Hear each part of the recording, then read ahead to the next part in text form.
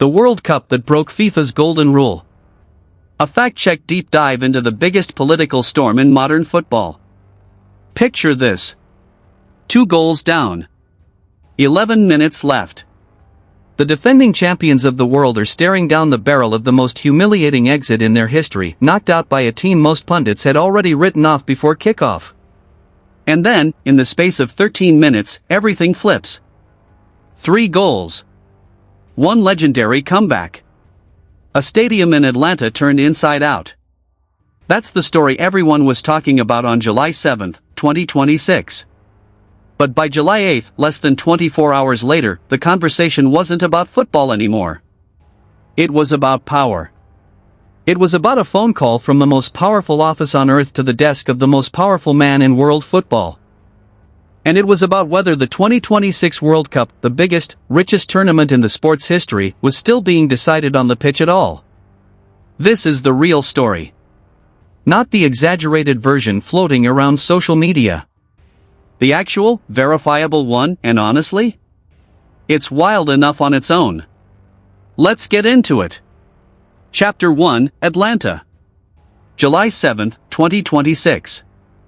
Atlanta Stadium. Round of 16. On paper, this should not have been close. Argentina reigning world champions, led by Lionel Messi in what everyone assumes is his final World Cup against an Egypt side that had scraped through as one of the tournament's surprise stories. Most pundits had Argentina down as favorites by a distance. Egypt didn't get the memo. 15 minutes in, defender Yasser Ibrahim rose above the Argentine backline and powered a header past the goalkeeper. Egypt, 1-0, and suddenly the entire tone of the match changed. Argentina looked rattled, nowhere close to the composure that had carried them to the title 4 years earlier. Then it got worse. Argentina were awarded a first-half penalty, a golden chance for Messi to drag his team level. Instead, Egyptian goalkeeper Mustafa Shobir read it perfectly and made the save, denying Messi in the moment his team needed him most. It was Messi's second missed penalty of the tournament, and the stadium went quiet in that specific way stadiums go quiet when the underdog suddenly looks very real. Shobir wasn't done, either. He also kept out efforts from Mac Allister and Alvarez before halftime, turning in one of the great individual goalkeeping performances of the knockout stage. In the second half, Mustafa Zico appeared to make it 2-0 for Egypt on the counterattack. The goal was chalked off by VAR for an earlier foul on Lisandro Martinez, a decision that, at the time, drew grumbling but not outrage. Then Zico actually did get his goal, a clean, calm finish in the 67th minute. 2-0, Egypt. With 11 minutes to go, one of the biggest World Cup upsets in African football history was within touching distance. And then Argentina happened. Christian Romero pulled one back in the 79th minute. Messi leveled it in the 83rd. And deep into stoppage time, the 90+4 mark Enzo Fernandez slammed home the winner. Final score, Argentina 3, Egypt 2. One of the most dramatic comebacks in recent World Cup memory. Egypt's players were devastated. In the post-match press conference, head coach Hossam Hassan didn't hide his frustration with French referee François Letexier and how the closing stages had played out, telling reporters he felt his team had been treated unfairly and hadn't been convinced by how the match had unfolded, while still praising his players for leaving the tournament with pride. That's a real quote, from a real coach, after a real football match. Passionate. Understandable. The kind of thing losing coaches say all the time after gut-punch defeats. What it was not, and this matters, was a formal accusation of match fixing, referee bribery, or a rigged result. No evidence has emerged that the officiating in that specific match was manipulated, that Infantino personally influenced the referee, or that the outcome was predetermined. Egypt's federation did not file corruption charges over the game. The controversy that exploded over the following days had a completely different origin, and it didn't start in Atlanta at all. It started in Seattle. The day before. Chapter 2, The Phone Call. To understand what actually blew up FIFA's week, you have to rewind slightly to July 1st, and a young American striker named Folarin Balogun. Balogun, the USA's top scorer at the tournament, picked up a red card during the United States round of 32 win over Bosnia and Herzegovina. Under FIFA's own rules, a straight red in the knockout stage carries an automatic one-match ban. Standard procedure. It happens every tournament. Except this time, it didn't stick. Days later, with the USA preparing to face Belgium in the round of 16, FIFA's disciplinary process moved to lift Balogun's suspension, clearing him to play in one of the biggest matches of the American team's tournament. Here's where it stopped being a routine footnote and became a genuine international story. President Donald Trump had personally called FIFA President Gianni Infantino to discuss the case. Trump didn't deny it, he confirmed it publicly, saying he'd called the red card horrible and argued it would leave a big stain on the tournament if Balogun couldn't play. He also said he hadn't ordered a specific outcome and couldn't tell Infantino what to do. Infantino, for his part, also confirmed the call took place. His explanation was that he told Trump the matter was already in the hands of FIFA's independent judicial bodies and would be decided through the normal process, on its own timeline. FIFA's official line has been consistent. The decision to lift the suspension was made by its disciplinary committee, independently, with no political interference. Both FIFA and Infantino have rejected the suggestion that Trump's call changed the outcome. But the optics were brutal. A sitting head of state, co-hosting the tournament, personally phoning the president of world football about an active disciplinary case involving his own country's player, days before the ruling flipped in that player's favor. Even people with no dog in the fight could see how that looked. UEFA didn't hold back. The European governing body issued a sharp public rebuke, calling the decision unprecedented, incredible, and completely unacceptable. And here's the twist that makes this story genuinely ironic: Balogun played. The USA lost to Belgium 4-1 anyway, and were eliminated from the tournament on home soil. Whatever pressure was or wasn't applied, it didn't even produce the result anyone was allegedly pushing for. Chapter 3. This wasn't the first warning sign. If the Balogun call had happened in isolation, it might have blown over as a one-week news cycle. It didn't happen in isolation. It landed on top of a controversy that had already been simmering since the previous December. Rewind to the official World Cup draw in December 2025, held at the Kennedy Center in Washington, D.C. Infantino used the ceremony to unveil something brand new: FIFA's first-ever Peace Prize. The inaugural recipient was Donald Trump, introduced on stage by Infantino, who told the president that he could always count on the support of the entire football community to help build peace and prosperity around the world. To some, it was an unusually warm gesture toward a sitting head of state on the eve of a tournament partly hosted in his own country. To others, including the international human rights group Fair Square, it was something more serious, a violation of FIFA's own constitutional promise to stay neutral in politics and religion. In December 2025, Fair Square filed a formal, 8-page ethics complaint with FIFA, arguing that Infantino had repeatedly breached the political neutrality rules laid out in Article 4 of FIFA's statutes and Article 15 of its Code of Ethics, the same rules that are supposed to stop football officials from using their positions to promote political figures or agendas. At the time, only one national federation was willing to publicly back the complaint: Norway, led by its outspoken president, Lise Klaveness, who sent her own letter to FIFA on June 1, 2026. For months, that was where things sat. One human rights NGO. One Scandinavian federation. A complaint sitting on someone's desk in Zurich. Then Balogun happened, and everything changed. Chapter 4, The Letter.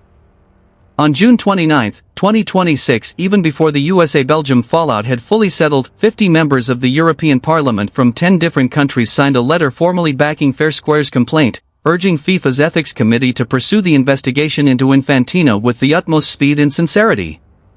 The letter was spearheaded by 3 MEPs Barry Andrews, Niels Fuglsang, and Lara Wolters, and it framed the issue in stark terms. This wasn't about one bad decision, it argued, but about a pattern. It described the case as an opportunity for FIFA to actually demonstrate the political neutrality, transparency, and accountability it claims to stand for. It was, by multiple accounts, the most significant intervention by European policymakers into FIFA's governance since the European Parliament called on Infantino's predecessor, Sepp Blatter, to resign back in 2015 amid the FIFA corruption scandal. Then the Balogun decision landed, and the letter's signature count kept climbing.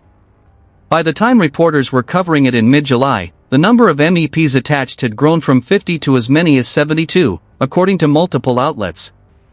Their statement on the Balogun reversal was blunt. Changing the rule on red card suspensions in the middle of a tournament was, in their words, a disgrace and a perversion of justice.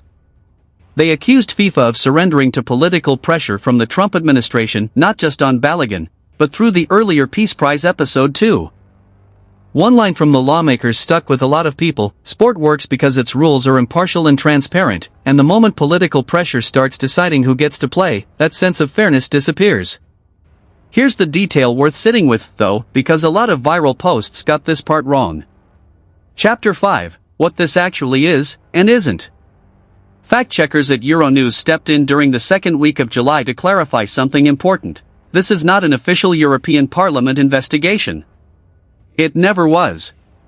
What actually happened is that a group of individual MEPs, dozens of them, a meaningful and growing number, but not the institution itself, signed a letter as private citizens of the Parliament. The European Parliament as a body has not adopted a resolution on this. It hasn't voted to formally endorse the letter. There's a real difference between members of Parliament acting on their own initiative and the Parliament taking official action, and that distinction got flattened in a lot of the social media coverage, including posts that racked up millions of views claiming otherwise. What the letter actually asks for is also narrower than the rumor mill suggested. It doesn't accuse Infantino of rigging specific matches. It doesn't name Argentina, Egypt, or any particular game result. It asks national football associations across the EU, all of whom are FIFA member associations, to push FIFA's own ethics committee to investigate whether political pressure influenced the Balogun decision, and to look again at the Peace Prize episode as a possible breach of the neutrality rules already written into FIFA's own statutes.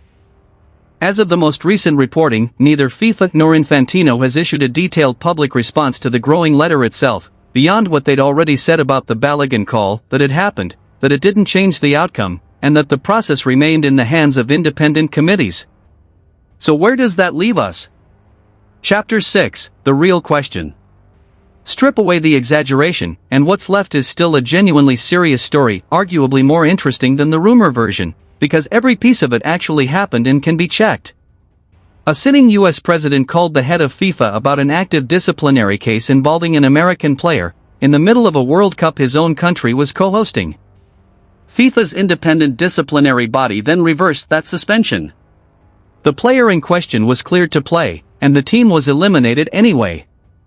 Months earlier, that same FIFA president had stood on stage and handed that same president the sport's first ever Peace Prize, immediately drawing a formal ethics complaint. And now dozens of European lawmakers, not the full parliament, but a real and growing block of it, are demanding FIFA's own ethics machinery actually do its job. None of that requires inventing a fixed match in Atlanta. It doesn't need Egypt's coach filing a corruption complaint that never happened, or claims about VAR ignoring obvious offside calls that were never independently verified. The real story doesn't need embellishment. It's already sitting right at the intersection of sport, money, and political power, which is exactly the kind of story football fans have been worried about for years, going back to the Sepp Blatter era and the corruption scandals that nearly sank the last decade of FIFA governance entirely. And that's really what's driving the anger here. It's not really about one red card, or one Peace Prize ceremony. It's about a pattern people think they're seeing, a FIFA leadership that critics argue has moved closer to political and commercial power than the organization's own rulebook allows, from record-breaking sponsorship deals with state-backed entities, to the awarding of future tournaments, to now, apparently, taking phone calls from heads of state about live disciplinary rulings mid-tournament. Whether that pattern amounts to actual corruption, or whether it's a case of an organization simply operating in an increasingly politicized world and getting caught in an impossible position, either way, that's the debate. And it's a legitimate one, with real stakes for how the biggest sporting event on the planet is run. Chapter 7: What happens next? FIFA's ethics committee now has a real decision in front of it: open a formal, transparent investigation into both the Balogun reversal and the Peace Prize episode, or let the letter sit, as the original Fair Square complaint largely did for months before the Balogun call reignited everything. If FIFA opens a genuine, credible inquiry, it has a chance to prove its statutes on political neutrality mean something. If it doesn't, or if the investigation is seen as slow-walked or toothless, expect the number of signatures on that letter to keep growing, and expect more national federations to follow Norway's lead in publicly backing it. Either way, the pressure isn't coming from nowhere, and it isn't going away quietly. The last time the European Parliament weighed in this heavily on FIFA leadership was 2015, and that pressure campaign ended with Sepp Blatter's resignation. Nobody's predicting that outcome here. Infantino's position is nowhere near as precarious as Blatter's was at the height of the corruption scandal, but the comparison itself tells you how seriously people are taking this. Closing. So here's where we land. Without the exaggeration and without the invented conspiracy theories, Argentina really did produce one of the great World Cup comebacks in Atlanta, and Egypt's coach really was furious about how it ended. That part's raw, human, and completely understandable, with zero evidence it was anything more than a heartbroken coach after a brutal loss. The actual scandal is happening somewhere else entirely, in a phone call between the Oval Office and FIFA headquarters, in a golden trophy handed out in Washington back in December, and in a letter now carrying dozens of signatures from the European Parliament that FIFA can't just quietly ignore. Real questions. Real stakes. No embellishment required. So here's what I want to know from you. Does a call like that, confirmed by both sides, with no denial from anyone involved, cross a line for you? Is this the kind of thing FIFA's ethics committee needs to treat as seriously as match fixing itself?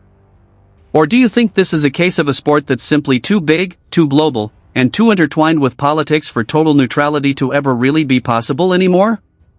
Drop your take below. I'll be reading through the strongest arguments on both sides. And if this kind of fact-checked, no-nonsense breakdown of what's really happening behind the World Cup headlines is useful to you, stick around. There's a lot more of this tournament left to go, and a lot more of these stories are only getting started. Asterisk sources referenced: FIFA Official Match Center, Al Jazeera, NPR, ESPN, Fortune, WLRN/PolitiFact, Yahoo Sports, Euronews Fact Check, Fair Square. All quotes paraphrased from original reporting. This script reflects publicly reported, verifiable events as of mid-July 2026. Several allegations discussed, e.g., the extent of political influence on the Balogun decision, remain contested and unresolved. Asterisk.